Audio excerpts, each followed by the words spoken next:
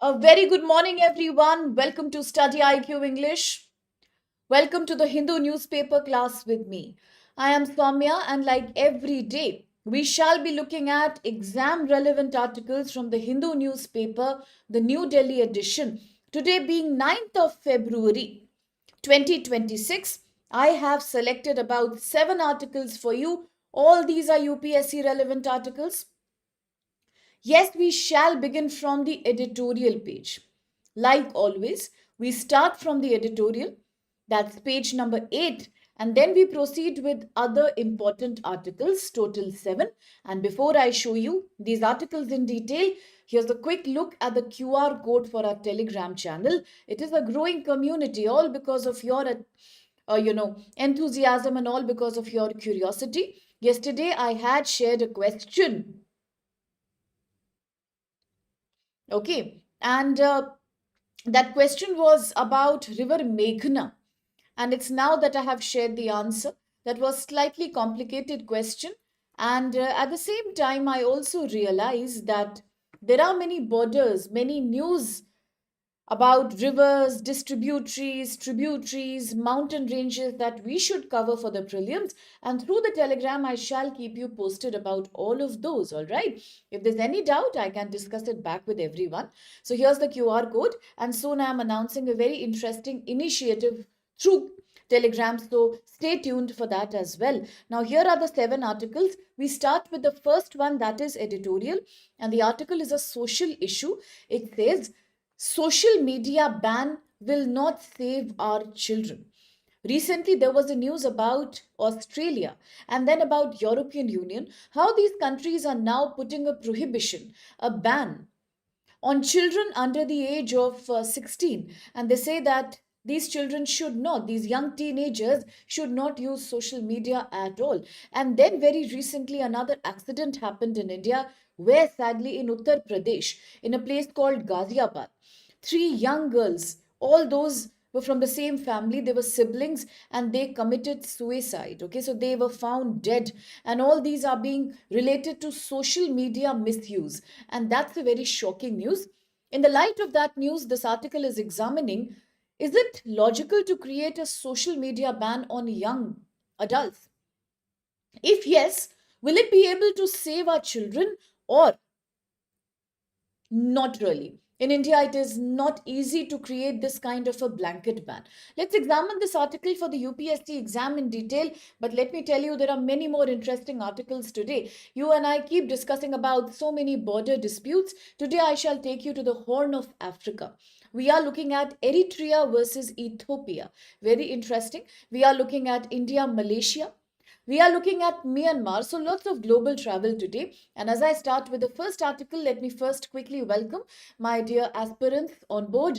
That is Ashish, Santosh, Satya, Udit, Shakti, Shlok, Hika, Ramu, Reshma, Aman, Saurav, Kaizan, Sitaram, Kavish, Madhav, and Kritik, Priyamvada, Kundan, Terukula. Very, very good morning, everyone. Very, very good morning.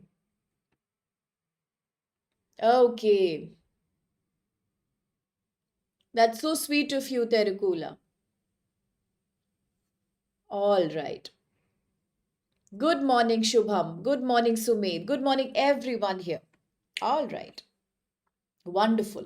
So let us now start with the first article. Good morning, Lucky. And let's focus in detail about this article. Very interesting newspaper today. I really enjoyed reading today's Hindu. Very good morning. Kabifan. Okay. Great job. Let us start now. So the first article is looking at which topic really? So the article is looking at GS paper 1, but you can say GS paper 2 and 3 as well. Why 2 and 3? Because GS paper 3 is science and technology, and we are looking also at the digital media intermediary rules in India. So definitely GS paper 3. GS paper 2, because we are looking at vulnerable communities. One of the vulnerable community in India is children, young children, and they are being predisposed to too much social media addiction, taking a toll on their mental health. So yes, Mental Health Act 2017, we are looking at GS paper 2 and GS paper 1 because it is a social issue as well. What does this article say? Article is saying, bache, that we are now discussing social media regulation and how can regulating social media protect the mental well-being of young adults below the age of 18. Now in India we do have a blanket definition for adulthood. Anybody who is 18 and above is an adult for the legal purpose, for the age of consent purpose, and anybody who's below than that will always be considered a minor, whether it is through POXO Act, whether it is the Romeo Juliet clause controversy within the POXO Act, age of consent, age of marriage, age of giving vote in the election, we always look at the upper age limit 18 years. Today we have a policy debate. A tragic incident has happened in Ghaziabad, Uttar Pradesh, where three sisters committed suicide. And this suicide has been linked to screen addiction, social media overuse and abuse, internet anxiety, psychological pressure, adolescent mental health that's becoming prone to disorders. And therefore we are asking a question: does it make sense to regulate social media like countries like Australia and European Union are now finally doing? While the public reaction has demanded that we must put a ban on social media for minors, the article argues that blanket ban is never a good idea. You see, whenever the word blanket ban comes, it always backfires in a very secret way. A good example could be the blanket ban on firecrackers in Delhi NCR. When the Honorable Supreme Court had initially said, let's put a complete ban on firecrackers, no matter even if it's the festival period during October, November. Public retaliated by saying that blanket ban is not going to help. People will then do black marketing of the crackers. People will break laws when the laws are not strong enough to be implemented. And then the Honorable Court went back and said, okay, let us not put a blanket ban. Let us in fact allow more eco-friendly green crackers. You see, blanket ban, no matter which industry it is, it always backfires. Yes? Now, what is the evidence of social media having a bad impact on mental health of minors? Research has shown, but listen carefully, research has shown that social media overuse is associated with anxiety, lack of social ability. You can't connect with people when you are used to connecting with people online. You experience sleeplessness, insomnia. You experience short term memory loss, amnesia. You experience self harm, depression, body image issues, and these are very common among teen girls. Now, women in general are always a higher victim of social expectations when it comes to body image. There are excellent examples for that. Now, I don't know how many of you, my dear, really enjoy studying social issues. And if you do, then in the Telegram, I can share some lovely documentaries with you after the prelims is over. Now, for example, there is a country in Africa known as Morocco. Yes, Morocco. Morocco has a lovely blend of Arabic and African cultures. Now, in Morocco, there's a very interesting custom, as well as in Mauritania. There is another country called Mauritania. So, in both these places, there are certain tribals who believe that the fatter a woman is, the more beautiful she is. In fact, women and young girls are abused in these nations by overfeeding them calories into 10 times more than what their body needs are. And definitely, it has a poor impact on health. From liver failures to obesity to sugar, insulin resistance, women face all that as they grow up. But society demands this kind of a look from women, quite opposite of the logic that people follow in South Korea, Japan, and China. Here, people are obsessed with thin looks, jawline, very, very defined bodily features. And here, women are starving themselves. People are getting bariatric surgery done to lose weight. People take medications like there's one in the news recently. People are taking drugs to reduce their appetite. People go for cosmetic surgeries. In fact, the whole big reason behind medical tourism being such a profitable industry in Brazil, Mexico, and many other countries like Thailand, even India right now, is all because people have body image issues. Yes. And that's ultimately known as body dysmorphia. Very good shlok. When you are unhappy with your body, and you do anything to modify your body. Yes? So why? Because women in general are more victimized by these trends, and who is propagating these trends? Yes, cultures do that. You may have seen in Myanmar the custom where tribal women are putting rings on their necks. Sometimes people are doing body perforations, full body tattoo. All these are examples of body image things. Culture demands that. But beyond culture, now social media demands that. Something that's happening in one country is easily catching up with another country. You see, that's what it is happening, whether it's about body size, skin color, whether it's about anything. People experience a body shame and they always want online validation. This is known as commodification of women. It is about body image problem. Yes, it's the revolution known as FOMO. Yes, fear of missing out. You want to be on the top, you want likes, and you want validation by people. That's the problem here. It's very common among teenage girls because hormonally you are predisposed to be very vulnerable at that age. However, most of the evidence has also shown that this evidence cannot be correlated directly. It is not an India specific correlation. It, in fact, is different for different parts of the world. So, a blanket ban may not always help you. Most evidence correlates, but it is not India specific. Now, why social media ban may not work in our country, why social media ban may not work in India? Why? Because in India, the biggest problem is implementation problem. In India, it is tough to implement a ban. Why? Because age related bans can be easily bypassed by using VPN servers. You can use a VPN, and using a VPN, you can easily break age related bans. And what is a VPN? VPN means virtual private network. It hides a user's real location by routing or rerouting internet traffic through a server in another country. That's called a VPN, and that can happen when you are using social media in your country despite the ban because you have done a VPN rerouting and then nobody can catch you. Plus, the users may start using platforms like the dark web. Yes, unregulated platforms, and that is more risky. Then mandatory identity verification, if it is made important necessary by the government, it causes an issue under the DPDP Act, under the Digital Personal Data Protection Act. People might object, why should we disclose our location and identity every time? This will create a surveillance society and we do not want that. Now, second thing is, in a country like India, if you look at the vulnerable communities, bache, like LGBTQ2, if you look at poor women, poor children in general, EWS category, tribal population. Now, for these people, social media and internet acts like an enabling platform. Why? Because platforms are social lifelines for these people, rural youth, LGBT, disabled population, marginalized communities are all using social media platforms to stay connected to people, to find out about social protocols, to find out about government related welfare schemes. If you prohibit online access to below 18, a lot of young people from rural and backward communities will miss out on educational and job opportunities. And now comes the question of democratic deficit.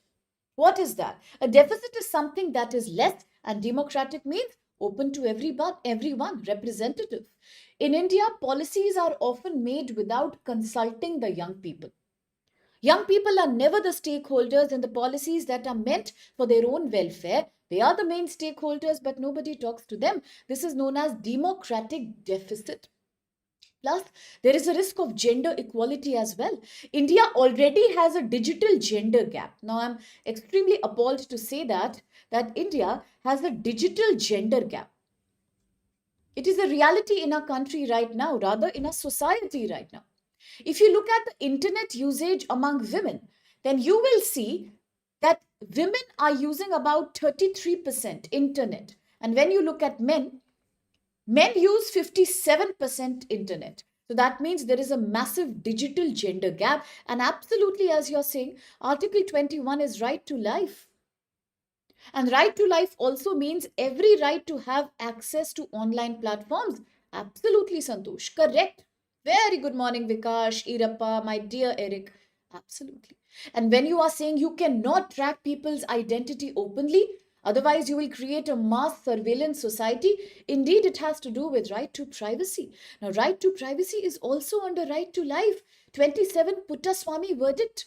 So these are very contradictory questions indeed. And in India, you have a digital gender gap. If you ban social media for people under 18 years, it may further restrict girls' digital access. That will harm education, that will harm social mobility. Is there a policy solution? Do we have a solution here? Yes, we do. Rather than creating a blanket ban, this article is recommending why can't we regulate the big tech? Can't we introduce digital competition laws? Can't we create the duty of care obligations for platform towards minors? Can't we impose financial penalties for those who do not comply to these rules? And can't we establish an independent expert regulator? Is that not something that's going to help? An independent expert regulator who can now investigate and now suggest what kind of ban is actually going to help rather than putting a blanket ban by creating special provisions like duty of care obligation only to minors. Now, for India, if you look at all the research studies on social media and children, you will find that young people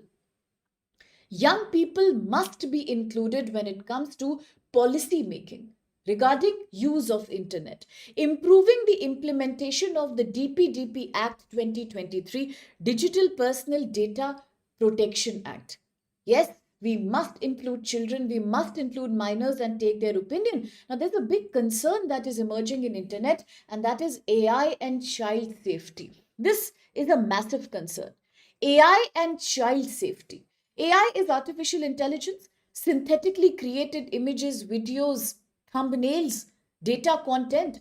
This article right now is warning that regulation should not only focus on social media, but it must also focus on AI chatbots. AI chatbots, they have to be regulated too. AI chatbots are creating a kind of cognitive debt. That's a wonderful word used by this article. I'm going to write it down here. AI, Chat GPT, Gemini, all these are creating a cognitive debt. What is a cognitive debt? Cognitive debt means children and young people are experiencing a reduction in their critical thinking power. Why? Because nobody wants to think about anything nowadays. All the information is provided online. All you need to do is to type a query. You don't have to use your logic and reason. Young children are trying to use chatbots for doing math problem, physics, numericals. They do not want to focus on critical reasoning and understanding because AI is doing everything for them. At the same time, it is shocking that people are taking relationship, health, and personal advice, emotional advice through AI chatbots. It is shocking that there are reports of unsafe interactions between AI and minors, which includes an overtone of sexual interaction as well. Now, AI regulation, therefore, has to accompany social media regulation. You cannot leave AI in this open space. It is causing a major damage to children's mental health, especially in a society that is highly urbanized and in a society where family as an institution is now crumbling. A very good word Shlok was mentioning, ossifying, where parents are getting more busy, more commercial. Young children are predisposed to depend on chatbots like AI, even for emotional and sexual advice, and that is very dangerous. So how can we conclude this article? Saying that social media prohibition will give an illusion of control, but in reality, it is not a control. It's not going to solve the problem. India needs a balance between social media, healthy ecology. We must create a healthy use of social media, regulate technology companies, control AI usage, promote digital literacy, promote at the same time mental health awareness in schools right from the stage of preschool, that is the government Anganwadi.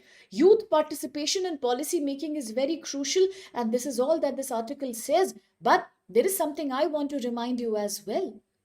Now, whenever we talk about these important issues, we cannot avoid talking about India's IT Act, India's Information Technology Act. Now, what is India's IT Act? In India, IT Act 2000 is the main law for regulating online content, platform, and digital intermediaries. The government action on harmful online content usually depends on a particular section of this act. I have written it here, Section 69A.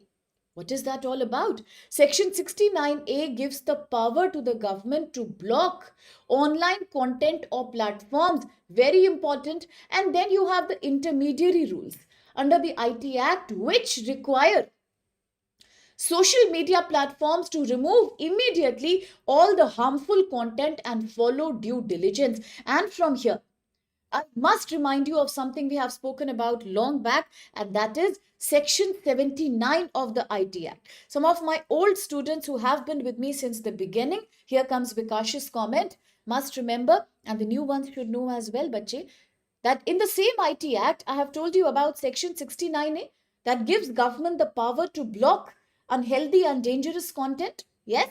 What is 79? Section 79 of the IT Act is the Safety Harbor Clause.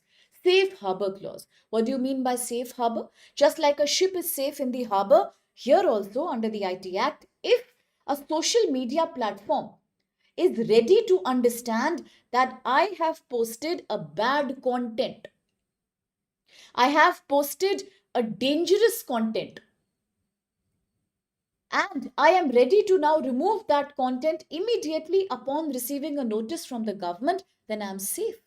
Social media platforms are safe if they are ready to remove unethical content after receiving the government's notice. But if despite receiving the government notice, they are not ready to remove it, then they will be punished under the act. Why are they being given this safety harbor clause? Because most of the times, all the dangerous, hate oriented, and dirty data, dirty content is not coming from social media platform owners, it is coming from third party. People are the ones who are posting all that bad content. It's not the mistake of these companies really. So online intermediaries are not legally responsible for whatever data users are generating, because now internet is a democratic platform. Anybody can post any video, any data, anything is possible.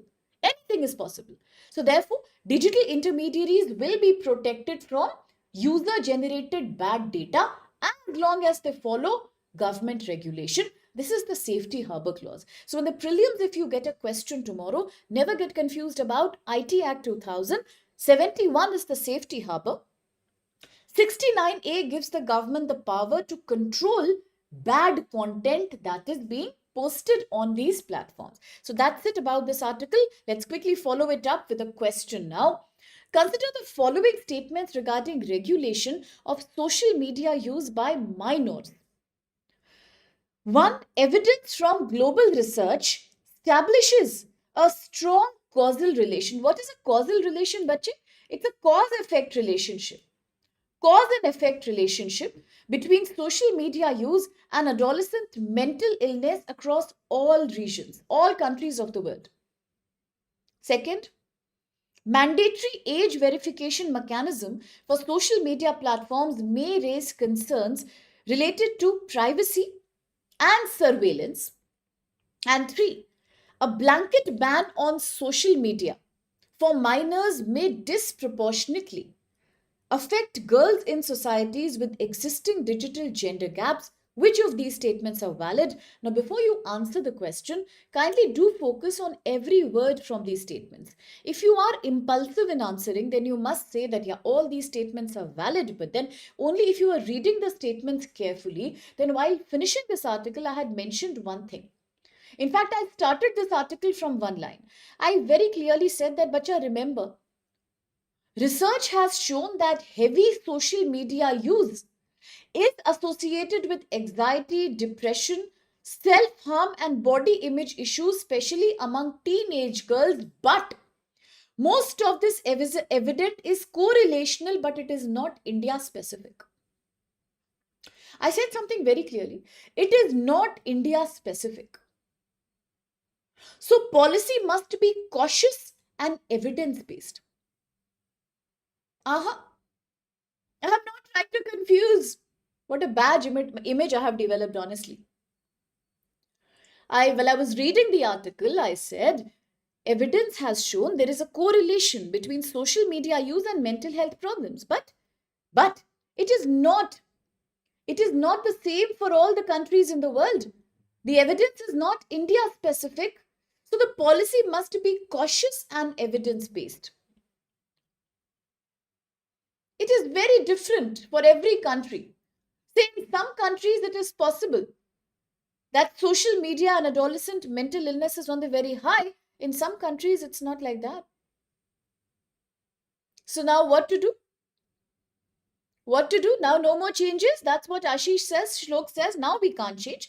But the majority says the answer is D. What am I supposed to do? Adolescence bacha means teenage. Broadly starts from 12 years and ends by the time you are 17 and 18. Is the third statement correct? Totally correct. If you put a blanket ban on social media, it will harm girls because already they are less users of internet. So more digital gender gap will happen. Correct. Second is correct. Mandatory age verification mechanism may raise concerns related to privacy. Yes, DPDP Act 2030, correct. First statement, no. But I give you a benefit of doubt. Although the answer here was supposed to be B, but I'm ready to give everyone a benefit of doubt. Why will I give the benefit of doubt? Because although this article from the Hindu is saying that we cannot say it is true for all the countries, but by and large, if you look at all the societies, in a way, it's true only. You can't also say that there is any country in the world where social media will never lead to any mental health illness. Usually, it happens like that. So, I would say 90-95% countries will have a problem with social media and mental health issues. So, I also don't see anything exclusively wrong with the first statement. So, typically, answer should be B, but giving you the benefit of doubt because it's not explicitly wrong, I would say both B and D can be considered right answers here. So D is also correct. So I'm not going to say it's wrong. So it is correct. It is correct.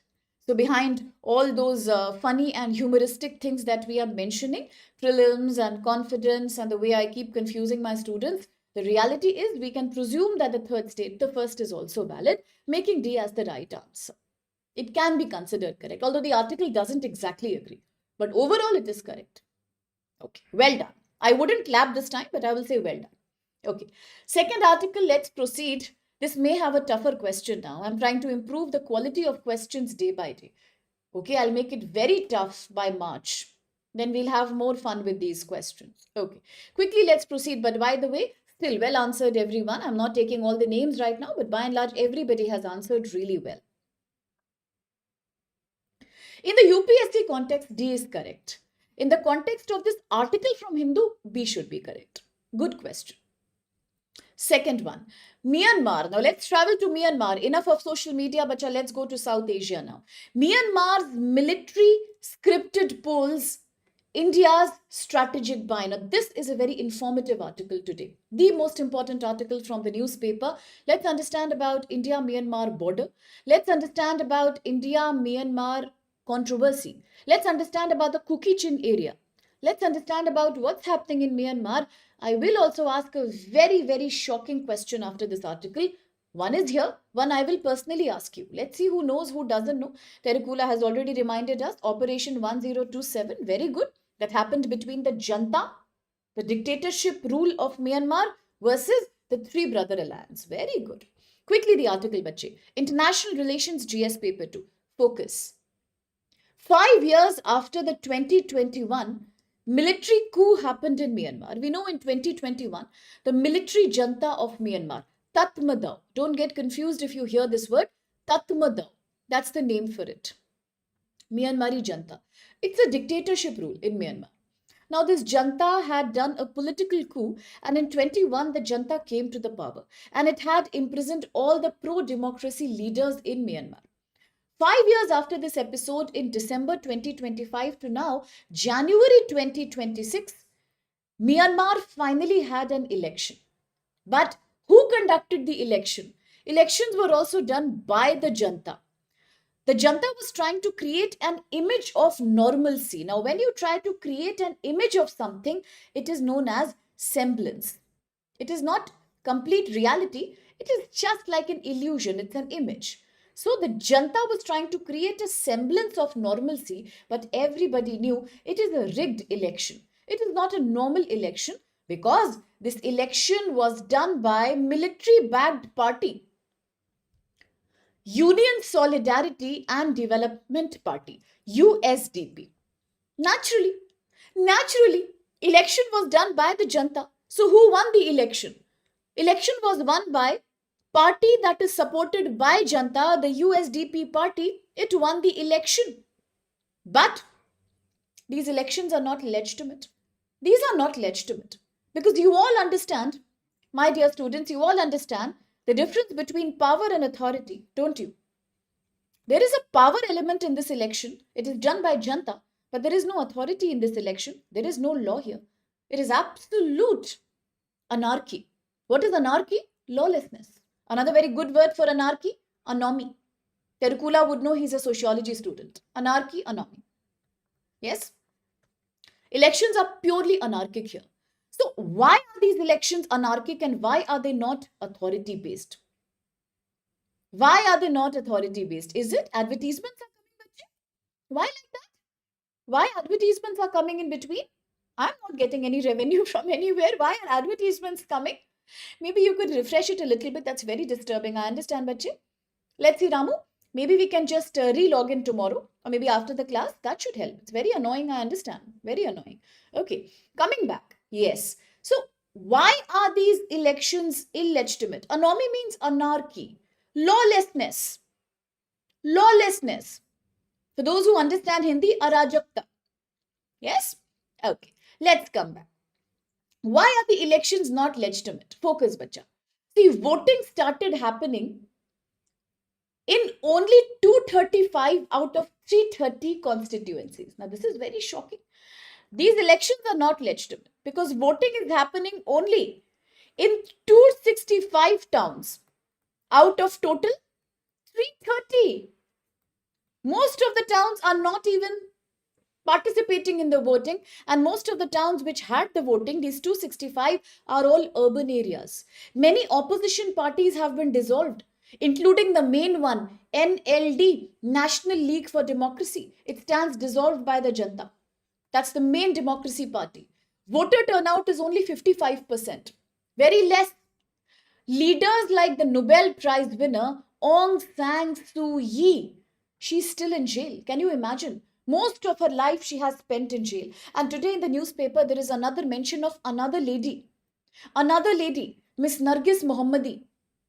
You all know about Miss Nargis Mohammadi? Who is Miss Nargis Mohammadi? Women right activist from Iran. Today, once again, she has been put in jail for another term. Once more, she is behind jail. You see what happens when women in conservative countries try to raise their power. What is the situation that they have to go through? What happened to Nadia Murad? Nadia Murad, the victim of ISIS. The victim of ISIS. What happens to Nargis Mohammadi? What is happening to Aung San Suu Kyi? Yes, what happens to these women? They always experience imprisonment, and most of these are Nobel Prize winners. Yes, can you imagine? Opposition leaders like Aung San Suu Kyi are still in jail. Now, voter turnout is 55%. Previously, it used to be 77%. Now, 55%. The country is still in civil war, with resistance groups controlling most of the city. About 91 towns are controlled by military junta. And since the 2021 coup, what is happening? Violence has been severe. Severe violence. The data shows 7,700 people killed, 30,000 arrested, 1.13 lakh buildings completely shattered and destroyed. Destroyed completely. Resistance groups like People Defense Forces and ethnic armed organizations are still trying to fight the Janta repeatedly. So did you understand the broad situation? There is a Janta, Tatmidao, then there are the pro-democracy leaders, and then there are the common people. Common people are so fed up that they are forming their own military groups to fight with Janta. Example, the Three Brother Alliance. But the main Democratic Party, People Defense Force, they are still trying to fight the Janta. And other democratic parties like NLD have already been prohibited. This is the situation of Myanmar right now. It's burning. And what is India's position? What is India's position, bache? Myanmar is very important for India. Let's proceed with the map. Now, please, all attention to map. Whether I'm related with a celebrity, whether I'm not related, that is separate. Bache, focus on the map right now. Everybody, all eyes on the map, please. I want you to look at all the borders. Please look at the border with Bangladesh. Please look at the southern border with Thailand, Laos, and the northeast one with China. Look at the Bay of Bengal. Yes, all eyes on the map, please. Now listen, focus. Myanmar is important to India. Why? Because India and Myanmar are sharing 1,643 kilometers border in northeast India. Which states in India are sharing a border with Myanmar?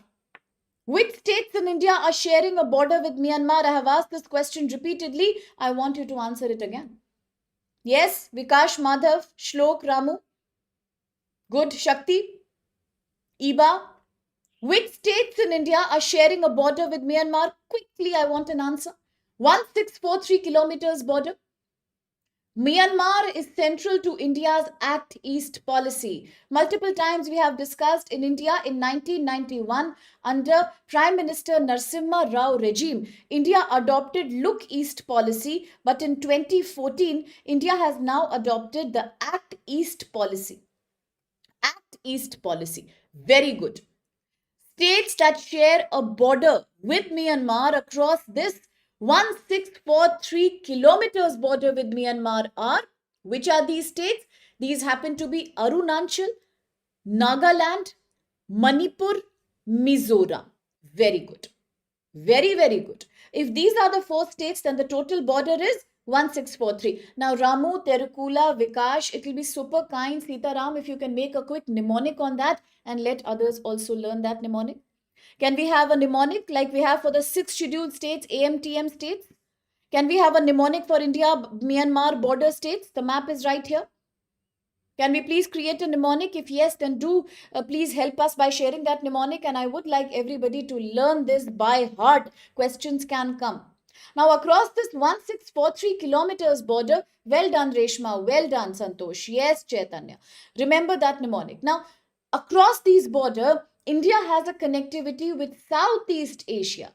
India has adopted a very balanced approach. India supports democracy in Myanmar. India supports inclusive elections in Myanmar.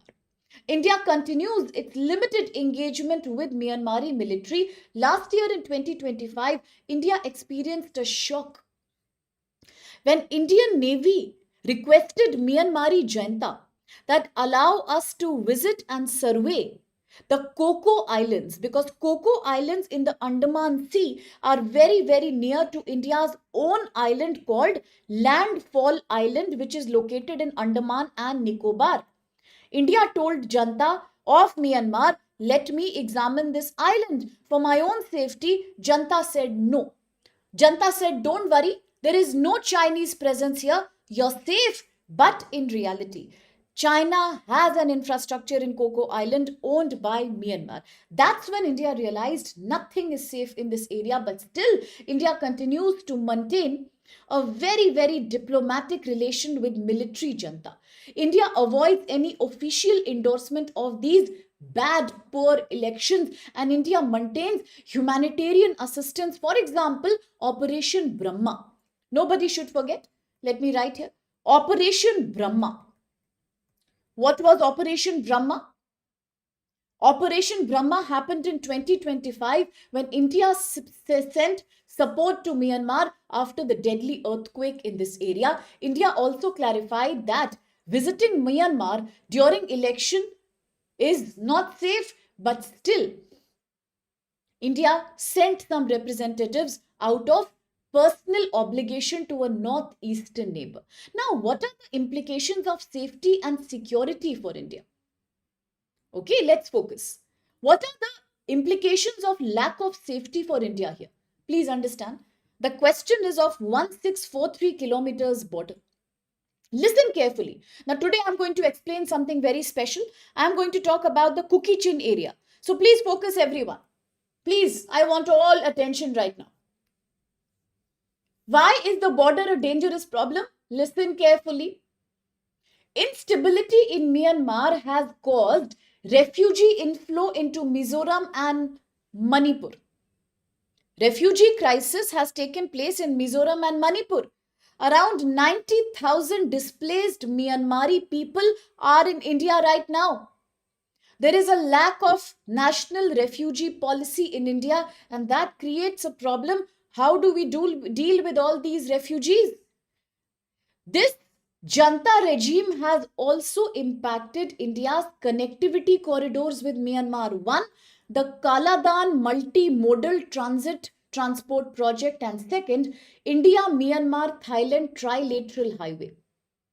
It also is very dangerous because there is narcotic smuggling, there is human trafficking, there is cyber crime and cyber slavery networks that operate in the region of Myanmar. Now, this is one area where there is a very dangerous level of cyber crime going on. About 2,165 Indians were rescued from all these cyber slavery centers in 2022. Very dangerous. Now, another problem is because of the Kuki Chin area. Bacha, what is the Kuki Chin area? It came in UPSC 2022. This question came in 2022. Very interesting. Today's newspaper is very interesting. In 2021 and 22, in the UPSC Prelims exam, you had two questions. One on Kuki Chin area, another on the Tigray area. Kuki Chin area and Tigray area. Today in the newspaper, we have both the areas. So let me clarify both to you very clearly. If India is sharing, Ramu has done the mnemonic, please everybody learn that mnemonic, bache. If India is sharing a 1643 kilometers with Myanmar, including states like Arunachal, Nagaland, Mizoram and Manipur, then Mizoram and Manipur experience a very high rate of refugee crisis. Why? Why like that? Because of the Kuki Chin area. What is the Kuki Chin area? Now, bacha, Kuki Chin is not exactly an area. Kuki Chin is an ethno-linguistic classification. I repeat, the word Kuki Chin, the word Kuki Chin, it's an ethnic word. It's an ethnic classification. It is not an administrative area. It includes very closely located tribal communities that are living across Manipur and Mizoram in India, Chin state and Sangyang region in Myanmar, and parts of Chittagong Hill in Bangladesh. So please always remember that Kuki Chin tribals are located in three regions. One is Manipur and Mizoram, that is India. Yes. Second is in Bangladesh. Where in Bangladesh? Chittagong Hill area. The Chittagong Hill area. And third is in Myanmar. In Myanmar, two areas. One is the Chin state. Now, we have also studied the Rakhine state in northwest Myanmar, from where Rohingya refugees came in India. Now, I'm talking about a nearby area, Chin state. Chin state in Myanmar and the Sangyang state. Sangyang area in Myanmar. Across all these places, yes, Shlok, you can. Across all these places, this area I'm talking about, the Kuki Chin area. Kuki Chin area, correct? Kuki Chin area of Myanmar. In Bangladesh, you have the Chittagong area. In India, you have these two states, Mizoram and Manipur. Kuki Chin is spreading across all these because it's an ethnic linguistic community group, not an administrative region. So now what happens? Basic common sense. If Kuki tribals are living in Mizoram and Manipur in India, and the same Kuki tribals are living in Myanmar, in the Chin state and in the Sangyang area, then naturally they have so much commonality between each other. They do, right? So many refugees from Myanmar, they belong to Kuki Chin ethnic group, and Mizoram allows them. Mizoram allows them shelter due to ethnic commonality, due to ethnic relationship and language similarity. So what happens? What happens then? Not only do we have an overall refugee crisis, especially in Mizoram, because of common ethnic relationship, we have too much incoming of these refugees from the Chin and Sangyang area of Myanmar. It is a common culture. Now, what is this phenomena? If I was to ask you in a very technical UPSC manner, what is this phenomena? What is this phenomena, bache? Where just because of common culture and common religion, people who are living in different countries of the world are also united with each other. What is this phenomena known as? I have mentioned it once in one of my classes. This is called supra-state regionalism. You will study this in GS paper 2. Supra-state regionalism. This is the exact meaning of supra-state regionalism, where people who belong to the same ethnicity and same culture, they will always have a unity between each other, no matter which country they are living in the world. For example, Jews. In news, we had the Jewish community, which in India also, I will not tell you the name, you have to figure out the name on your own. We have done an article on this. In India, there is a village in which you find too many Jew population. Now, slowly, they are all migrating back to Israel. This is called supra-state nationalism, supra-state regionalism, where because of a shared culture, people are united no matter in which area of the world they are living in, no matter where they live. Supra-state regionalism. Yes, very good. Yes? Okay. Is that clear now? Is that clear? Now, which is that area in India from where we have too many Jewish community, from where they have already migrated to Israel, in future also under a common memorandum of understanding they will migrate to Israel. Israel will give them citizenship because they are Jewish people. Supra-state regionalism is there. You will decide. And very good, Reshma. Very good, everyone who mentioned about the inner line permit. Absolutely, 16 kilometers. Correct. Is that clear to everyone? Okay, I think nobody was able to guess the name of that community, that village. And every time nobody is able to guess it, absolutely we skip it off. Then everybody thinks ma'am will forget in 2 minutes. And everybody says, yes, everything is clear, let's proceed. But I have an elephant's memory. I'm not going to forget. Very good. The Beni Israel. Very good. The Beni Israel. Absolutely. And which state can we correlate this area to? No guesses, bache. I want answer here. No guesswork allowed. Sorry. Think and let me know. Take your time. Exact place. Yeah, I want to know from you. I will not tell. Question, please. Consider the following statements regarding recent political developments in Myanmar. 1. The 25-26 elections in Myanmar were conducted under the constitutional framework established after 2008 constitution, with polling held in all rural, all urban areas under the supervision of Union Election Commission. Second, the People's Defense Forces operate in coordination with some ethnic armed organizations in the military regime. 3. Instability in Myanmar has affected India-backed connectivity projects like Kaladan Multimodal Transit Transport Project and India-Myanmar-Thailand Trilateral Highway. Which of these are valid? Is it time to call the Lokpal? Reshma, Vikash, Terukula, Shakti, Apex, Madhav, Saurav, Rajnishwar. Everyone's answering. Sitaram is also answering. So is Kritik. And what's the majority? Majority, Diya, Santosh, Kritik, everyone says it's B. B will be the right answer. So does Hika and Sadhna. So does Prabhav. So does Ramu and Aspirant and Ayan. Everyone says B. So let's believe that majority might be right. Is the third statement correct? Totally correct. I told you, if there is instability, it will impact both these. Why will it not? It will, right?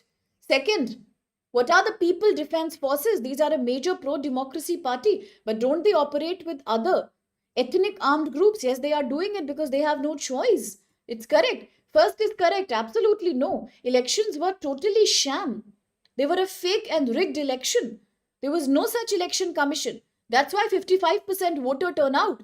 No rural areas were included. Only 236 towns voted out of total 550 plus towns, and all democracy leaders are in jail. So no Lokpal. Indeed, B is the right answer. So do you deserve a round of applause? Absolutely. Very well answered. Very well done.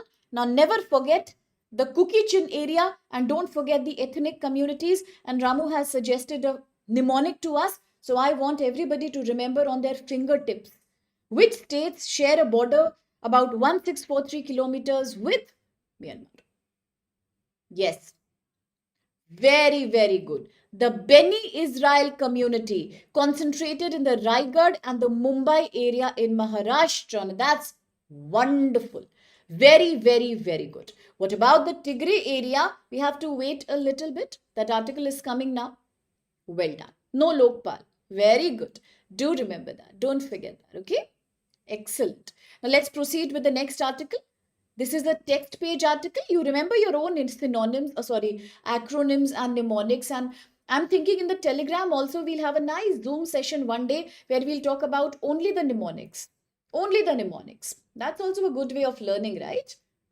Very good. Quickly, let's come to the third article for the day, bache. Very important. Focus everyone, please.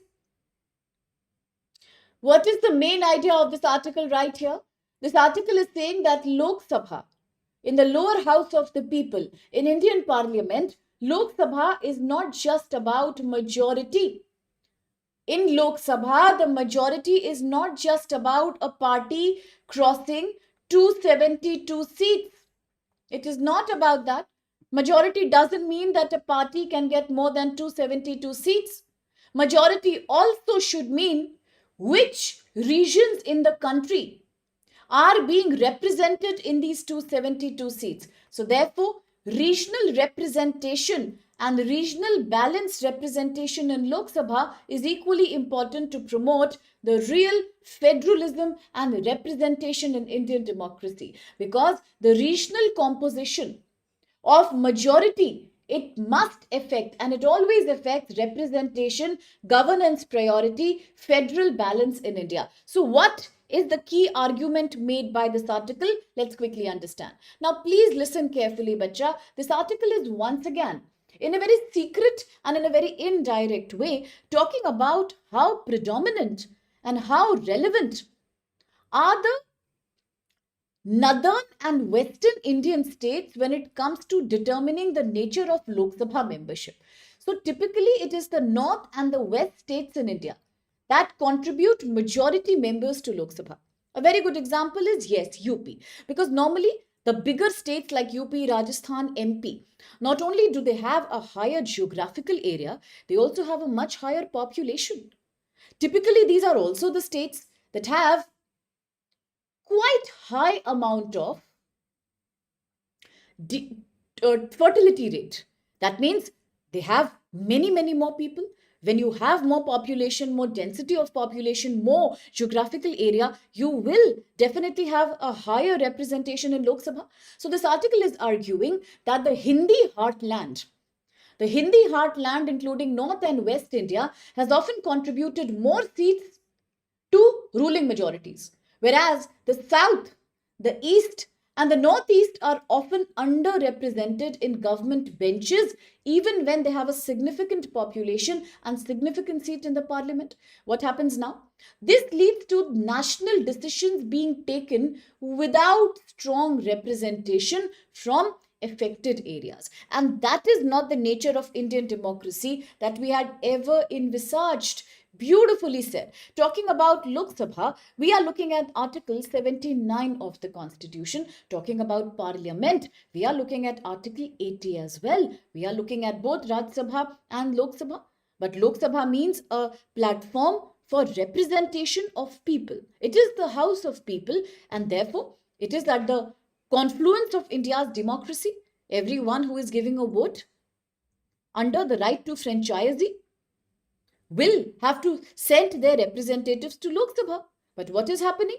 Only very few seats, very few states, northern and western, have contributed to winning candidates in the ruling parties, whereas the southern, eastern, and the northeastern states haven't been included. A very good example in the article is Article 370 decision in 2019. Now, Article 370 was about a separate constitution for Jammu and Kashmir. In 2019, it was abrogated. The government removed it and subsequently also split the state of Jammu Kashmir into separate union territories. Yes, it was split into Ladakh and then another UT Kashmir, Jammu Kashmir. Now what happens? This is a perfect example where a region that has a limited parliamentary control over decisions that impact itself. So that means as Jammu Kashmir could not do anything to influence the decision of the government regarding abrogating 370. Why? Because it had a limited parliamentary influence over the decisions that were taken for its own future. This is a perfect example of that. Now, if you look at the political pattern in India since 1967, after the 1967 elections, regional political mobilization has always in India been based on caste, religion, language, class. And all that has started shaping national majorities today. Two major trends have emerged after the 1967 election. Which are these two major trends? The Hindi heartland, the northern Indian states. Politics regarding caste and religion, it influences the national power. Who will form the union government is always decided by the northern states, the Hindi heartland, on the basis of religion and caste. And what happens in the case of states, other states? In the case of regional identity politics, language autonomy, it is the regional political parties, regional languages that decide which party will form the government in which state, because all these are state level parties. Now, regional parties are often, therefore, having no agenda of their own. Either regional parties start following the path of Congress or they start following the path of BJP. There is no third alternative. When parties like Aam Aadmi Party tried to promote an alternative, eventually that also got mired in religion controversy. For example, it had a strong hold in Delhi, which it lost subsequently to BJP recently. Yes, Punjab, it had a very strong hold, Aam Aadmi Party. But then, now it is being linked to the Khalistani demand. So you see, anyhow, regional parties have no third choice. Either they follow BJP right wing or they follow the Congress. In between, there is nothing. If something comes in between, like Aam Aadmi, that is also getting lost in religious controversy. If not BJP Congress, then it got quagmired in the controversy over Khalistani separatist, rather secessionist movement. So regional parties have no mind of their own. Therefore, there is a big question right now. Which is better for India's future? Coalition politics or single party majority? Which one do you think is better? If you look at the coalition government, it is better because they produce more geographically balanced majorities. When a party forms government through coalition, there are many more representatives taken from various states in India. But when a single party dominates, it heavily depends upon specific areas, example, the Hindi heartland. Then there is a big delimitation problem also. What is the delimitation problem? We all know that since 1976, now 1976 is a very important time in India. Why? Mini constitution, emergency period, 42nd Amendment Act, Indira Gandhi regime. Yes. So in 1976, since then, Lok Sabha delimitation has been frozen. We have never done any kind of delimitation exercise since 1976. This ban was extended to 2001. But now finally, delimitation will only be done after the 2026 census reports have been released. After delimitation, population growing, northern states may gain even more seats as compared to those states in southern and northeast India which have a lesser population. So once again, no matter how much we promote population control, it is always those states which have a higher fertility rate, higher population, that have a higher representation in Lok Sabha as well. Clearly through delimitation, favor goes to the states with higher population, and it always creates a political and a federal challenge for India. So how can we conclude this issue? We can conclude it by saying that national majority should ideally be geographically and socially broad enough. It should be representative enough. Otherwise, parliamentary democracy may weaken federal balance and regional representation. Now, regional representation was a question that was raised even by the soon to become First Lady Chief Justice, Justice Nagaratna. In 2025 October, Justice Nagaratna said, during a case when repeatedly judges at the collegium were being taken from states like Gujarat and UP, then Justice Nagaratna was quite clear and very categorically she said that it is not good to have judges only from two states because they have a higher population in general. We must make sure that the collegium system is also representative of India's polycultural strength. We must have collegium representation that is geographically balanced.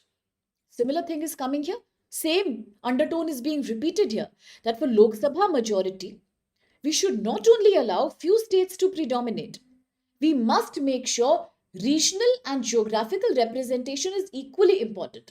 If we continue the domination of Hindi heartland, then again what is happening? You always favor the states with a higher population, whether it's the finance commission, income distance criteria, higher population criteria. Now they have removed the population weightage in the 16th finance commission, but until now, every state with higher population was getting more funds in finance commission.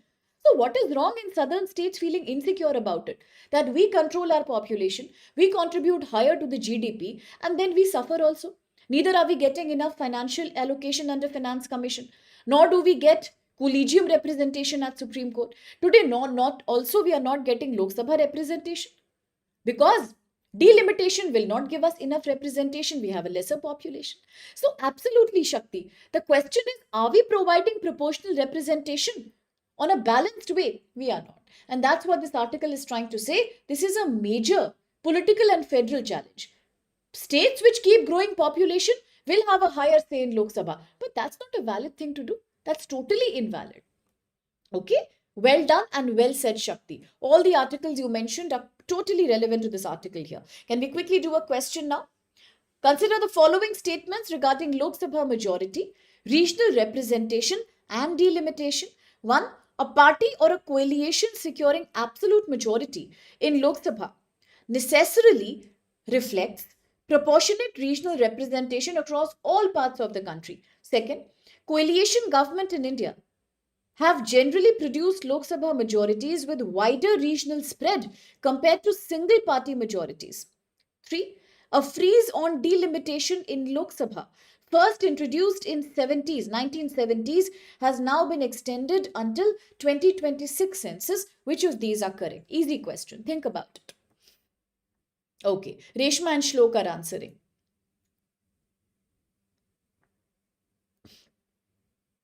Then who else wants to answer? Very good, Ramu. Absolutely well said. Finance Commission says more population, more money. Totally.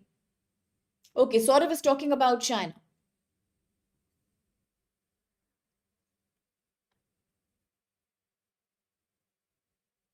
So what happens comparing with places like China? Now, China from the beginning has been an out and out communist country.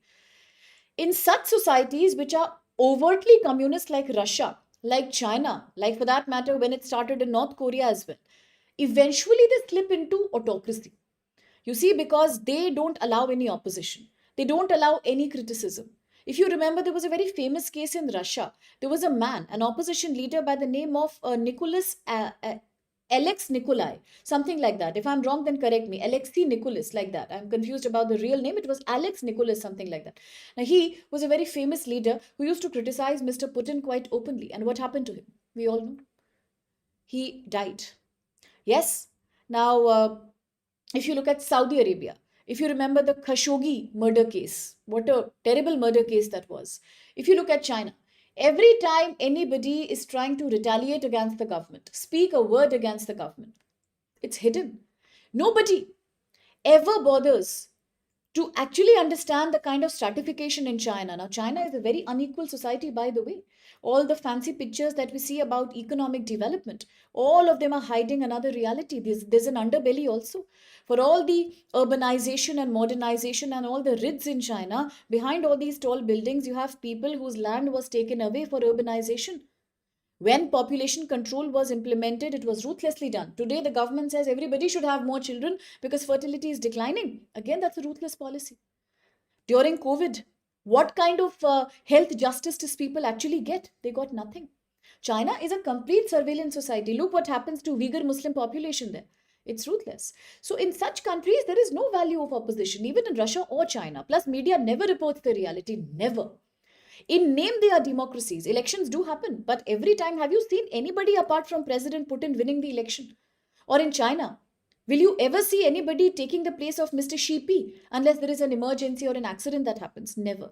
Because these countries are From inside, they have believed in communism, but in reality, they are extremely capitalistic and extremely authoritarian. So, in such countries, what happens? There is no logic of representation at all. It's an out and out case of autocracy. Yes, so can't be compared with India at all. Correct, totally. Yes, he was Alexei Nevalany. Correct, Alexei Nevalany. Correct. He was literally killed in prison, and nobody knows how was he killed. Why? Because he dared to raise a voice against Mr. Putin. So surveillance societies are another thing altogether. Can't compare with them. Okay. So quickly, what's the answer here?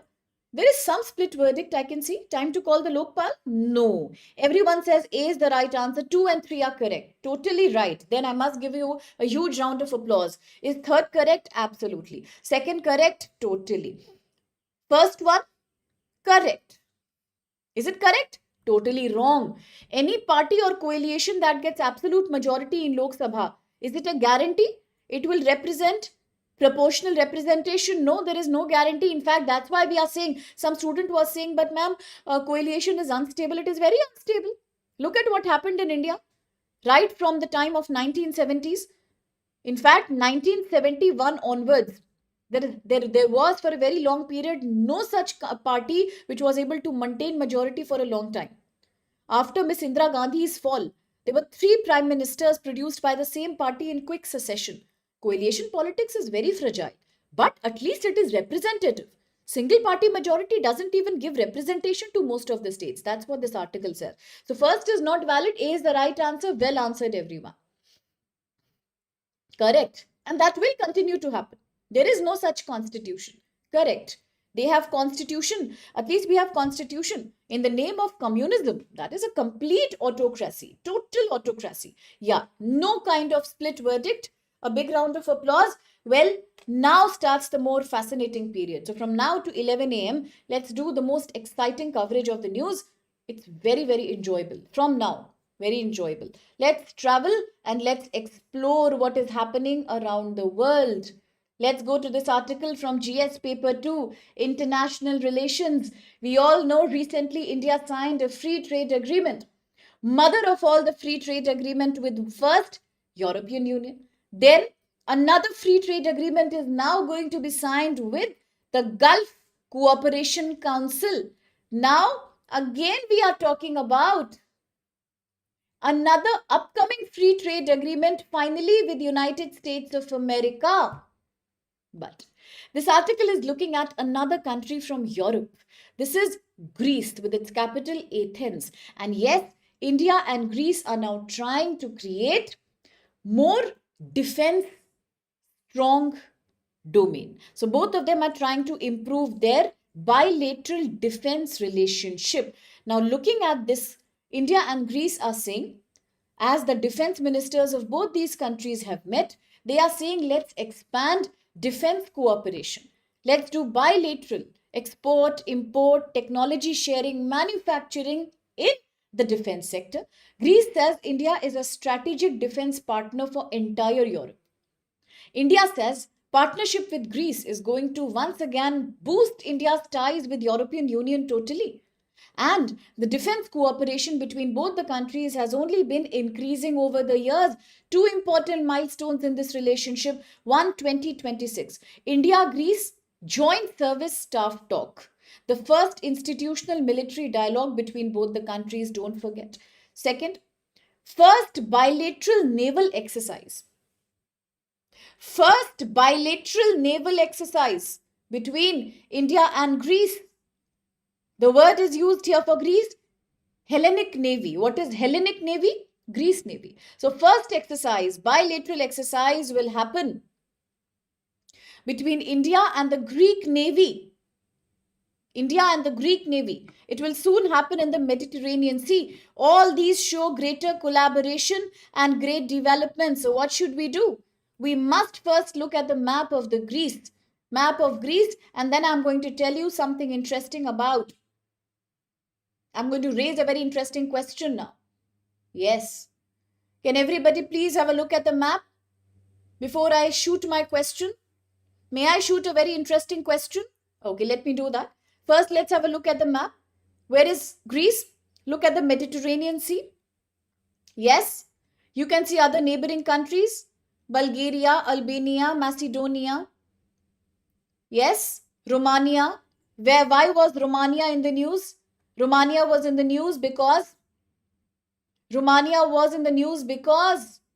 Russia and Russia's ally, Belarus, was sending surveillance drones in this area. Why? Because this is the eastern territory of NATO. Now, my question is, if India and Greece are trying to conduct joint naval exercise in the Mediterranean, they are improving their defense ties. I want to ask you, is Greece a member of NATO? Is Greece a member of EU? Quickly. Is Greece a member of NATO? Is Greece a member of EU? Is it a member of both, or is it a member of none, or is it a member of only NATO, or is it a member of only EU? Quickly. A, B, C, D. Looking at India-Greece relationship, is Greece a member of both EU and NATO? Is it a member of none of the above? Is it a member of NATO, or is it a member of EU? What is yes and no? What is yes and no? My diplomacy masters, I want A, B, C, D. Very smartly, yes, no, yes. How will I understand? Out of 80 people, who is saying yes, who is saying no? A, B, C, D, you tell me quickly. Okay. Anup says EU. Shlok says not sure about EU. Shakti says yes, EU. Only a member of EU, not a member of NATO. Okay. Kritik is saying both. No Googling, okay? Honest response. Reshma says both. Okay. Okay. Ramu says both. Okay. Very good, AB. Yes, both? Okay. So, is it a member of one, or is it a member of both? So, Greece is a member of both EU and a member of NATO. Okay. Yes, Greece had joined the European Union in 1981. It was one of the founding members, and NATO also since 1952. So it is a member of both these groupings. And now that it's a member of both these groupings, India's defense ties with Greece will improve India's stronger relationship with NATO. NATO is already under threat. No problem. NATO is already under threat because of upcoming fear of President Trump's withdrawal and his subsequent attack on Greenland. And is it a member of EU? Absolutely, yes. It is a member of the 27 bloc EU, with which India has signed the mother of all the free trade agreements. So no problem whether you Googled, no problem whether you asked, no problem. But you should remember from now onwards, okay? It's a member of both. No worries. It's a member of both. Nobody should forget. Such questions can be tricky in the prelims sometimes, yes? So, it is a member of both. It is a member of both. Is that clear? Nobody will ever forget the map? Okay. If you are done with Europe now, enough of Europe vacation. Come, let's go to a more dangerous area. All my students, completely vacate Europe now. Let's vacate Europe. Let's travel to Africa. Come on, come with me now. Okay, very good, Terukula. Let's just leave Europe behind now. Come out of Europe hangover. Enough of Europe vacation. Prelims are coming, no vacation. Come to Africa now. This is also GS paper 2. GS paper 2, international relations. And what are we looking at? We are looking at a news which says Ethiopia accuses Eritrea of military hostility, seeks the removal of troop. Refresh once, bache. Refresh once. What is happening? So far, we have seen so many border conflicts. Very soon, I'm going to arrange Zoom sessions, and anybody who is willing to join can join. Can join. When to join, I will let you know on the Telegram. So just keep watching that. I will take one-on-one Zoom sessions also for those who are interested before the prelims, where we will revise DRC, Sudan, Morocco. Yes, all the countries that are in civil war, Congo, Uganda. But now the time has come for the Horn of Africa. So let's quickly go to the Horn of Africa. You see the map? Okay, great. You see the map, Bachi? And I'm going to now explain in detail what is going on between these two countries in the Horn of Africa known as Ethiopia and Eritrea. So please focus. I'm writing the points here. Listen carefully, carefully. What is Horn of Africa? Horn of Africa is the easternmost part of Africa, and the country that is located on the Horn of Africa is Somalia. Somalia is famous because of too much piracy in the sea. Very good. Horn of Africa overlaps with the Gulf of Aden. It is like a sandwich between Yemen on the top and Africa in the south. Yemen is known for Bab al-Mandeb Strait, very good. That is located right here. Strategic choke point between the Red Sea and the Gulf of Aden, very good. Now, why was Ethiopia in the news? Ethiopia was in the news because of Afar region, Heli Gabi volcano, shield volcano. And I had discussed with all of you that Ethiopia is the largest country in the Horn of Africa, near the Horn of Africa. Yes, we had also discussed in the news about Somaliland here, which Israel has recognized, the only country to do that. Very good. Yemen conflict. Now let's talk about what is the problem in Ethiopia and Eritrea and why UPSC is so focused on the Tigray area. Listen carefully. Ethiopia, listen very carefully. Ethiopia and Eritrea conflict is mainly about territory, independence, and political rivalry in these two neighboring countries in Horn of Africa. What is the conflict all about? Let me explain in two ways. One is the background of the conflict so that you never forget, and one is the current developments, what is happening exactly. So just give me all your attention. Listen, Eritrea used to be once a part of Ethiopia. Yes. Eritrea used to be once a part of Ethiopia. It was not different from Ethiopia, but it fought an independence struggle, a long independence struggle from 1961 to about 1991. And finally, after the independence struggle in 1993, Eritrea became an independent country.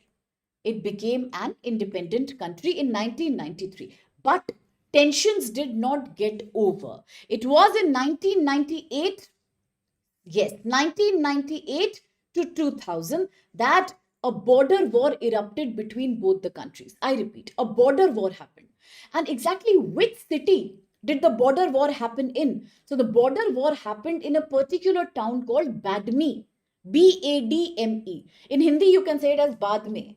Like, I'll do it later. Badme. Morning, I was thinking, how will I make you realize? Then I said, okay, basic common sense. Those who know Hindi, I will say Badme. Badme means we'll do it later. So the point of conflict between both of them during the 1990 war happened to be, in Hindi you can say Badme. Badme karte hai. We'll do it later. In English you can remember as Badme. So it was this town here, small border town, that became an area of controversy. Now what happened? About in this border conflict between Eritrea and Ethiopia at Badme, around 70,000 to 1 lakh people died. The border remained militarized for over 2 decades. 20 years there was military war, civil war going on here. Even after a peace agreement, relations became hostile. Situation was like no war, no peace. Lukewarm situation. What was this peace agreement finally? After so many 2 decades of the Badmi conflict on the border, finally in 2018 there was a peace agreement. Listen carefully. There was a peace agreement that was done. In 2018, who did peace agreement, bache? Who did this peace agreement? Now comes the man who won the Nobel Prize in 2019. You know that from history. I have spoken to each of my students, all of you, about how Jim Carter, American president, had won Nobel Peace Prize because he had tried to create what accords? Camp David Accords. For that he had got Nobel Prize. Yes. Yes. Everybody who does border resolution gets a Nobel Prize. That's why President Trump has been doing it again and again and again. He's going and solving all the border issues because he wants that Nobel Prize. Now he may not do because he has already stolen that Nobel Prize from the leader, Maria Kakadu. Now he got it. But earlier he was doing it.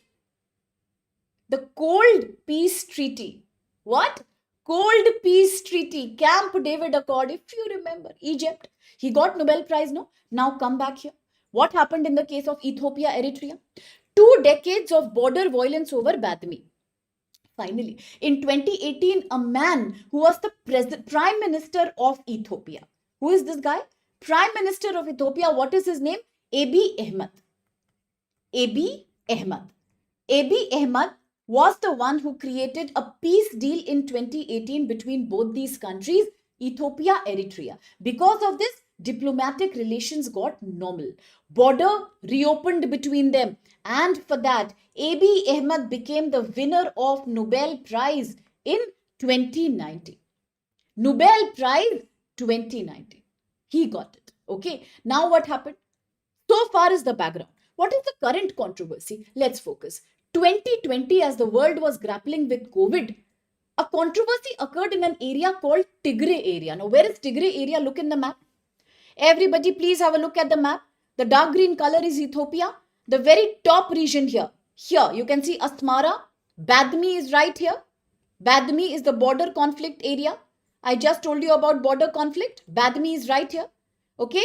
Mekele is right here. This is the Tigray area. I repeat, northern Ethiopia is the Tigray area. Nobody should forget. Tigray area. What happened in 2020? Listen to me. In 2020, until 2022, again for a period of 2 years, the Tigray area went into civil war. This happened in northern Ethiopia. Why?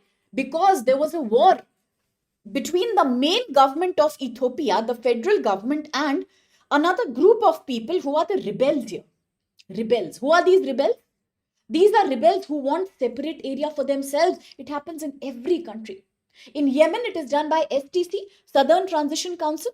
Myanmar, we spoke about Tatmadaw. Here also, there is a group of people named as Tigray People Liberation Front, TPLF. TPLF. Tigray People Liberation. They want liberation. They want separate country, like Somaliland. They want secessionism. So these people started fighting on the border of Ethiopia. Correct? Severe war happened. Now, the war is being fought between main government, federal government of Ethiopia and this powerful regional political military group called Tigray Group in the Tigray area. Why did the conflict start? For many years, the TPLF, the Tigray People Liberation Front, dominated politics in Ethiopia. But when Prime Minister, the Nobel Prize winner, Mr. Abiy Ahmed came to power in 2018, he created peace. Through peace, he tried to reduce the power of Tigray people, TPLF. He centralized all the power in his hands. He made regional parties merge into one political party, and this was not tolerated by the Tigray people. They opposed it. In 2020, tensions escalated. In Tigray, regional elections were held by TPLF. Government of Ethiopia could not tolerate that, and it attacked TPLF. And what role did Eritrea play here? Eritrea started supporting the main federal government of Ethiopia. So now what happens? Fighting spread from Ethiopia to Eritrea also. Military action took place in 2020. Eritrea kept supporting the main government in Ethiopia through weapons, and civil war kept on raging. People were dying. Famine happened. Displacement, refugee crisis spilled over to many other countries. And how did the main conflict end? Finally, in 2022, another peace pact was signed between Ethiopian government and the Tigray people. This is known as Pretoria Peace Agreement. Pretoria Peace Agreement. It happened in 2022. Let me write down here. This is known as Pretoria Peace Agreement. In 2022, finally between the Tigray People Liberation Front and Ethiopia government. Okay. So then after that, some peace came in this area after long controversy. So what do we understand broadly from this region? Now also, yes, absolutely, Madhav. Now also in the border area, there are too many refugee camps, too many of them. So what is the conclusion of this article? The Tigray conflict was a civil war between Ethiopia's federal government and TPLF, Tigray People Liberation Front, triggered by political power struggle. Ever since Abiy Ahmed started creating peace and reforms, finally it had ended after the Pretoria Peace Pact 22. But today, once again, we are seeing some kind of a border war where both countries are accusing each other of sending military via the border. Yes, so that is the Tigray, the northern area, the northern plateau hilly area of Ethiopia. Yes, correct. Absolutely, Shlok. Absolutely. Although Eritrea supports the main government in Ethiopia, but some people in Eritrea, some breakaway groups also support TPLF. So it's a complete kind of controversy going on. So a treaty is a formal pact that is signed between two countries. Okay, usually it is done between, it's a bilateral kind of agreement. When you look at agreement, agreement is a multi-point, multi-dimensional kind of protocol that two countries sign, often with the support and arbitration of a third party, in which you have multi-points of agreement, not just about the border, multiple ones. Whereas a treaty is mostly a border issue. It's a narrower version of an agreement. Agreement is much broader, and usually agreement always has a third party involvement. Treaty can also have, but mostly it's a bilateral and it's between border controversies as such. So is the Tigray issue clear about everyone? Here are the pointers of the article. Yes, will everybody remember? They are very close to each other. Will everybody remember? The Tigray region, there are two maps I have put in this PDF, you will get it. Tigray area, the area in yellow, Ethiopia. Will you understand? No doubts? Okay. All right. So, the last question for the day then. Consider the following statements regarding Tigray conflict and Ethiopia. The conflict began after Eritrea. Now, be very careful as you answer. Be very careful, bache. Consider the following statements regarding Tigray conflict. I repeat, Tigray conflict. The conflict began after Eritrea declared independence from Ethiopia in 1990s. I told you it happened in 1991 and formally it was implemented in 1993. Second, the Tigray People Liberation Front was historically a dominant political force in Ethiopia before 2018. And three, Pretoria Peace Agreement was signed to end major hostilities, major war between Ethiopian and the federal government and the Ethiopian federal government and the TPLF. Which of these are valid? Lokpal. Time for Lokpal. Out and out time for Lokpal. No unanimous verdict. Split verdict. Think carefully. We just saw the timeline in the article. Everything started with the time of independence. During 1991, independence happened, but war continued. Why did war continue? Because in 1998, both countries started fighting about Badmi. They kept on fighting and people kept on dying. Finally, peace came in 2018. Yes, but from 2020, complications began with Tigray area. So you see the three phase of war. One is independence. Fine, independence happened in 1991. Second, about Badmi, border area, both countries kept fighting. Again, peace came. Who created peace in 2018? Nobel Prize winner, A.B. Ahmed. Peace came. Peace came. But in 2020, again, peace was destroyed. Why? Now because of Tigray war. Over the Tigray area. Yes. Now is first correct. Conflict began in Eritrea after Eritrea declared independence from Ethiopia. Okay, that means you are saying the question is talking about Tigray conflict. You are saying Tigray conflict started after 1990s. Totally wrong. Look at this slide. Independence movement ended in 1991. Border war about Badmi. Some student was also saying Badami, Chalukyas of Badami. It happened between 98 2000. Peace was created by the Nobel Prize winner, A.B. Ahmed. But in 2020, again, Tigray war started. War kept on happening. Eritrea supported main government in Ethiopia. Finally, in 2022, there was Pretoria Peace Agreement. This is the timeline. First statement says Tigray war started after independence. Is that the case? Did Tigray war start immediately in 1990s? No. Wrong. One is wrong, then DNA cannot be valid. Eliminate, please. In the prelims also, first thing to do is to eliminate. Yes. Second, the TPLF was historically a dominant political force in Ethiopia before 2018. Okay, is it? Let's go to the timeline. Now, the Tigray war and the domination of people who belong to TPLF. TPLF started itself after 2020. All the war regarding Tigray people, the domination of TPLF, it initiated from 2018. Yes, Tigray held strong elections in 2020. They used to control a heavy area here, but the government did not give them any importance. From 2018 onwards, the government, especially Abiy Ahmed, has been trying to reduce the influence of TPLF. So, second is correct or not? Second is correct only. That's what I just said. That's what I just said. 2018, Abiy Ahmed is trying to create peace. When he is trying to create peace, he merged all the local parties into main party. Yes. And he also tried to reduce the domination of TPLF. It was a historically dominant party. But he tried to control it from 2018 onwards. That's why he got Nobel Prize. Second is correct. Third is correct. Totally correct. That is only Pretoria Peace Agreement of 2022. Where now we are creating a peace deal between TPLF as well as the Ethiopian main federal government. No, first is wrong.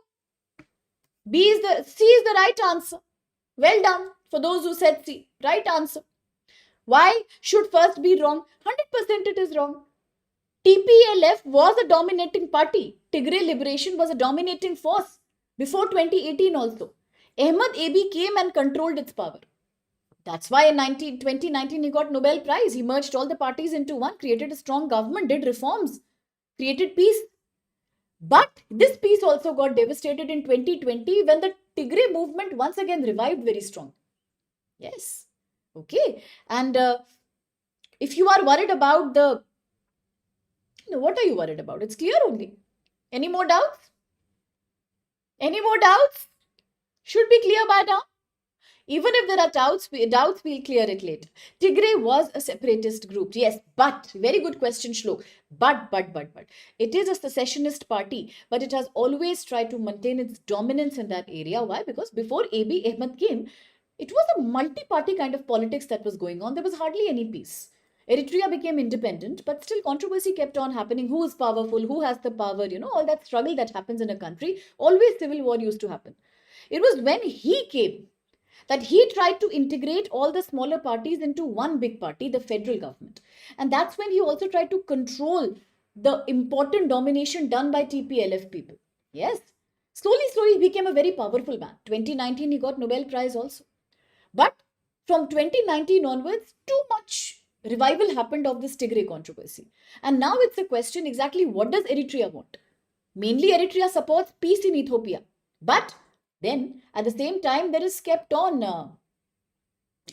always this break loose elements that keep supporting secessionism. Correct. Tigray conflict only happened after independence.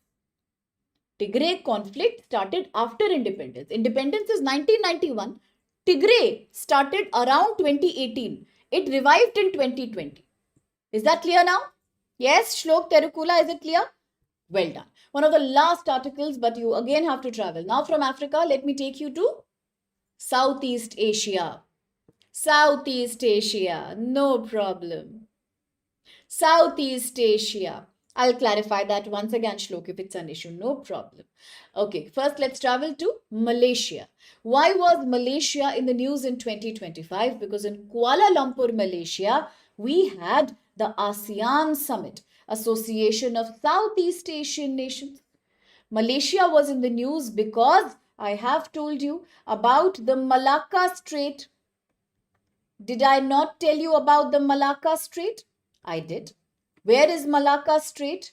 Malacca Strait is between Indonesian Peninsula and Malaysian Peninsula. It is a strategic choke point in the Southeast Asian area from where the bulk of goods and oil passes and goes through countries like China and other Eastern nations. That's why Malaysia was in the news. Very good.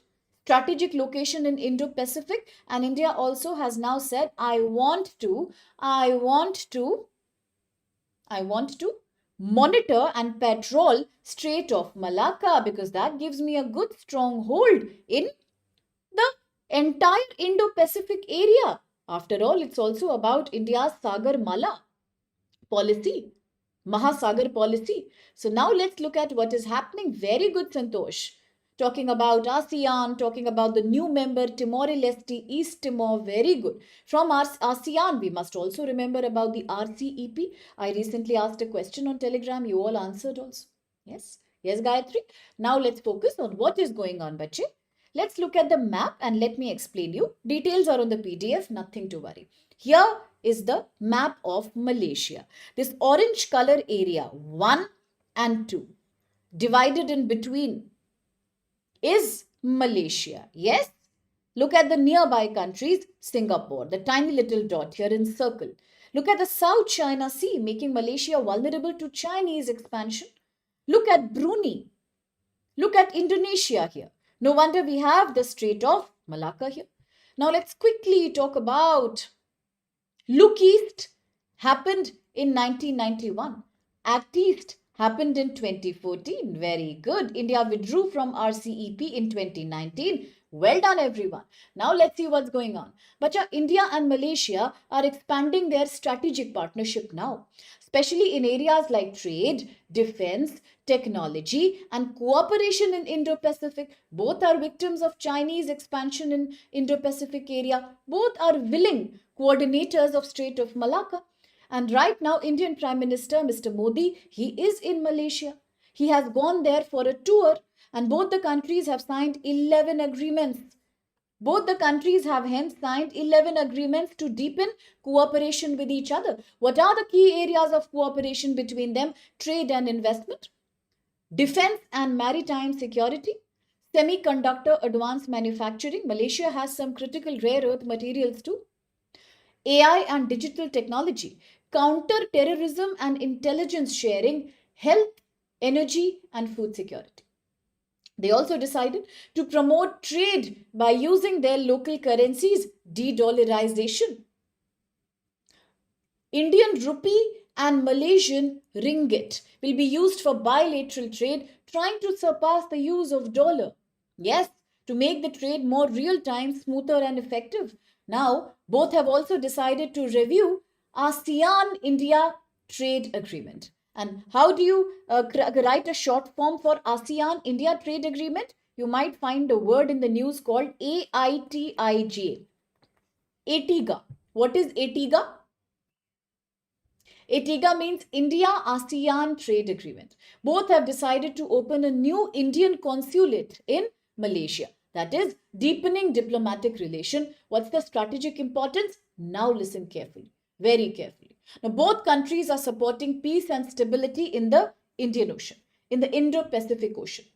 Both countries are afraid of Chinese expansion in the South and East China and Indo-Pacific area.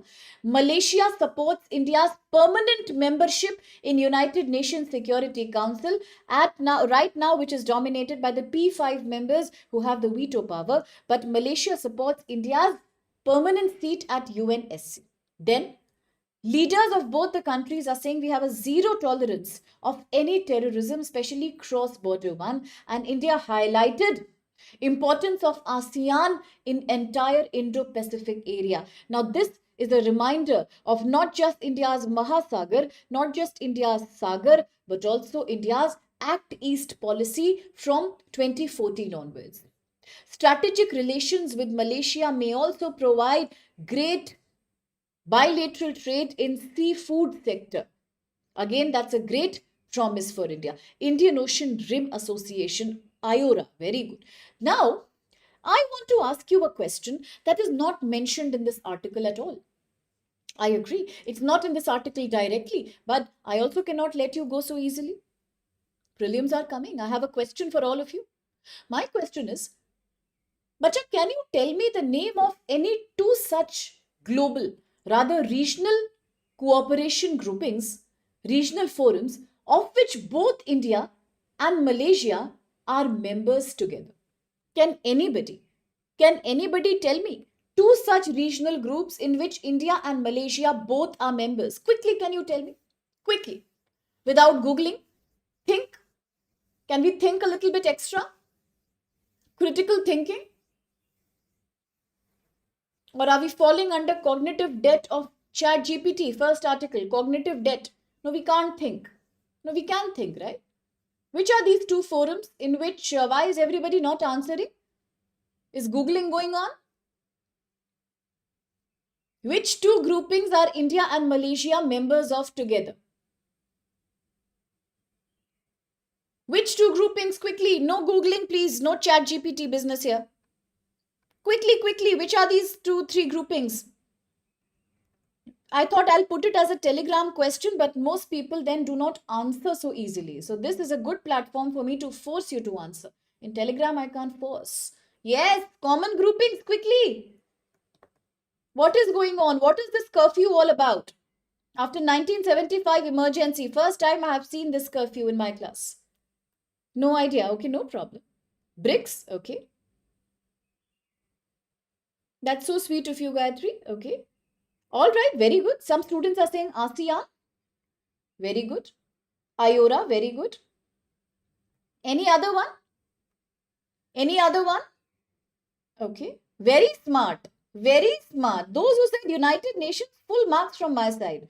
This is what I called very, very clever attitude. Very, very clever reply to a teacher, making the teacher speechless. United Nations? Obviously. Did I say global institutions? I said regional institutions. What is this UN thing going on? Obviously UN. I said regional groupings, bache. Look at the smart answer. UN, it seems. Wow. Okay. Let's quickly understand. Nobody should forget in the future. So sweet that was actually. All right. Let's understand. One very big grouping of which both together are members are BIMSTEC. Everybody must have heard about BIMSTEC. One of the classes we had spoken about BIMSTEC, if I'm not wrong. So BIMSTEC, Bay of Bengal Initiative for Multi-Sectoral Technical and Economic Cooperation. Both India and Myanmar are founding members, by the way. Yes. No, that's so sweet. Okay, I really like that. That was very, very sweet actually. United Nations was correct also, and it made everyone speechless also. That was a valid point, but they are members, so can't say you were wrong. You were right. All right, it was really sweet. Okay, no issues. One was BIMSTEC, which is the second one. Second one is the Mekong Ganga cooperation. Let's not forget that. Okay, very important. Normally, news is not coming from this area nowadays, so not anybody's mistake also. Mekong Ganga cooperation. BIMSTEC we understood. Then, bacha, what is Mekong Ganga cooperation? Listen carefully. Very good, Vikash. Listen carefully.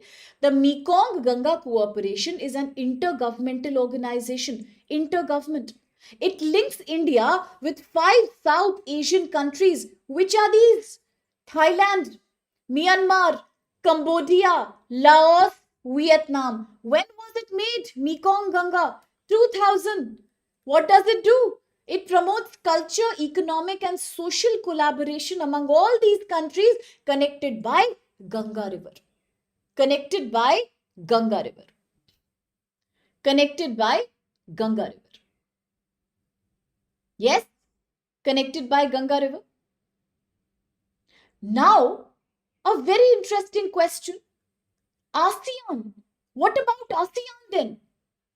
What about ASEAN? ASEAN, Association of Southeast Asian Nations. Myanmar has been a member of ASEAN since 1997. Yes, Myanmar is a member. Malaysia is a member, no doubt. Malaysia, I'm so sorry. My bad. Malaysia is a member since 1997. It is a very important member, but India is not a member.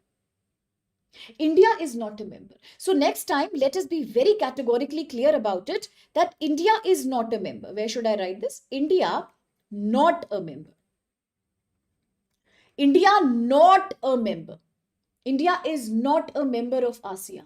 Agreed that India has been dealing with RCEP, Regional Comprehensive Economic Partnership, which it withdrew in 2019, say highlighting dairy and agriculture sector laws. But then, that's very important to remember. So let's broadly in our mind keep on. Yeah, the Bangkok Declaration was in the news. Very good, Terukula. Excellent. So let's remember the Mekong Ganga, countries connected by River Ganga. So all these 5 countries with India. Now, Strait of Malacca is also very important. It's a narrow sea passage in South Asia between Indonesia, Malaysia. Singapore is also located at one of the corners of this, okay? So let's remember that. Now for BIMSTEC. For BIMSTEC, some student is having a doubt. Quickly just Google what are the members of BIMSTEC. Which are the members of BIMSTEC? Malaysia is a member or not a member? Malaysia is a member or not a member? Let's clarify it right now. Let's clarify it right now. Is Malaysia a member of BIMSTEC or not? Let's clarify.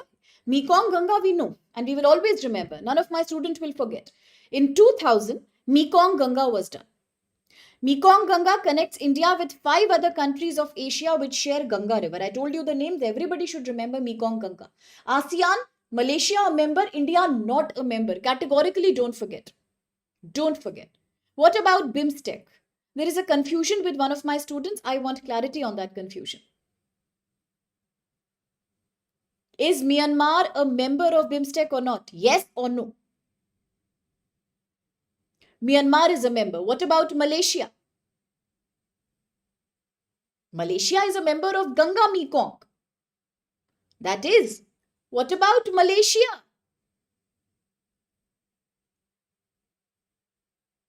What about Malaysia in BIMSTEC?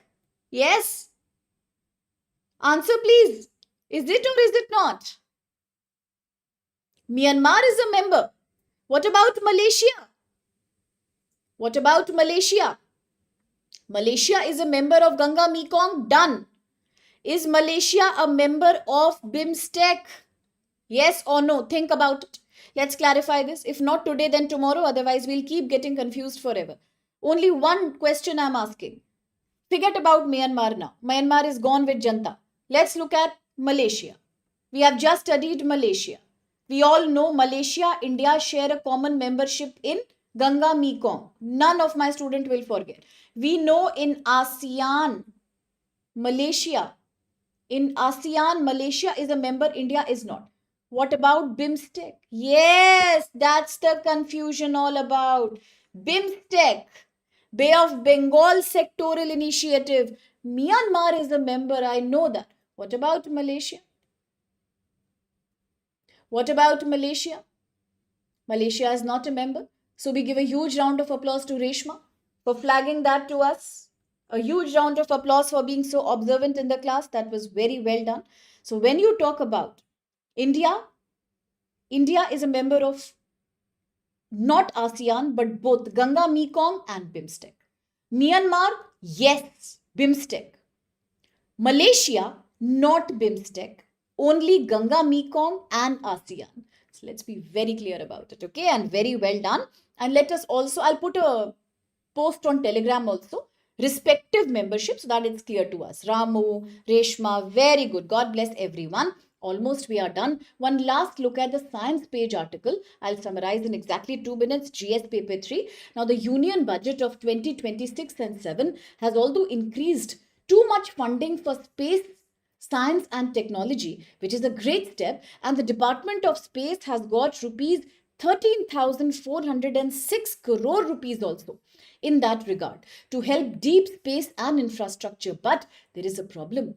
The problem is that critics are arguing that today the Indian government is focusing upon creating a special infrastructure. What infrastructure is that?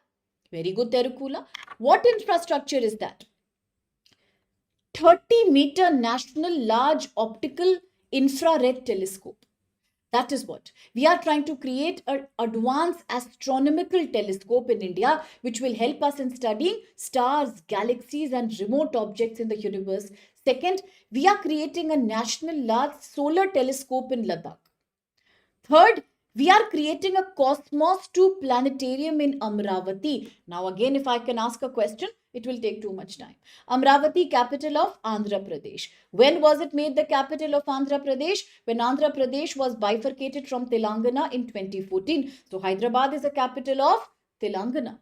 Andhra, Amravati. What are we making at Amravati? Cosmos 2 planetarium. Yes. What is it all about? It will promote science awareness among public, educate public about the phenomena of universe. At the same time, we are also deciding to upgrade an existing infrastructure located in Hanli, in a place called Hanli in Ladakh. Which infrastructure? We are upgrading Himalayan Chandra telescope. Very good. Very good, everyone.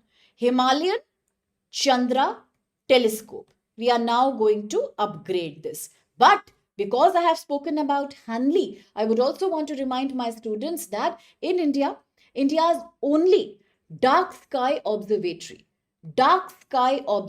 where there is no light pollution. Light pollution is a very important kind of pollution that impacts the mating and feeding behavior of flora and fauna. So, in Ladakh, in a place called Hanli, we have the largest dark sky observatory. In Indian Astronomical Observatory Center, it is in Hanli. Yes, so all these projects India will be focusing upon in this budget, but there are concerns. Scientists are saying actual spending doesn't match the budget. India still depends on foreign telescopes and advanced observation enabled by foreign countries. India doesn't have the real capacity right now. Our country has a shortage of optical and sub millimeter telescope which need to be there. And why is there a shortage? Because of delays and because of funding continuity. How can we help? By building large observatory through collaboration with private sector and foreign companies. Institutions in India created in 2020 like a very important private institution in space. These can now encourage more private participation and funding. Overall, the article only says that as we are improving funding towards these infrastructures written on the website, we also have to make sure more private and more foreign collaboration so that India can become a leader in space science. That's it for this article, nothing much. We need to therefore believe in developing that kind of infrastructure, observatory, telescope, and such things. So that's it. That's about it. Himis, very good. One of the largest national parks also, excellent in that area. Auroras, very, very good. Now, all with that, also remember some things like space decks, space docking technology. Never forget Gaganyaan. Never forget Axiom 4. Never forget first private space center, International Space Center that will now soon be launched by a private company in America. All that you should remember. In Space Hyderabad, very good. The commercial arm of, yes, Space Research Organization in India. Brilliant. So that's it from my side. A lengthy yet I would say enjoyable class, at least to me, and I hope to you as well. Now we are also not just having the 2026 Prelims enrollment because batch is beginning on 10th. Prices are super affordable, 4999 extra discount with code SPLIVE that covers all your prelims. But we are announcing rank booster sale, and in rank booster sale before the prelims we shall provide you flat 50% off on all our courses, whether it's for prelims 26 or for 27 completely or for 28 completely. So 50% flat plus extra with code SPLIVE, and it's a limited period offer, so enroll soon. Spread the word around. Remember all these interesting things that we learned. Special thank you to all my lovely, lovely students, each one of you equally special to me. God bless you. Lots of love, lots of blessings from my side. Work hard, be super confident, enjoy politics and current affairs, take good care of yourself, eat properly, no kind of short content. Take rest, meditate, be happy, study with enthusiasm. Enroll these courses if you're willing. And on Telegram, I shall keep providing you Zoom sessions short, which will capture all the prelims events one by one. Thank you and love all of you. Bye-bye. See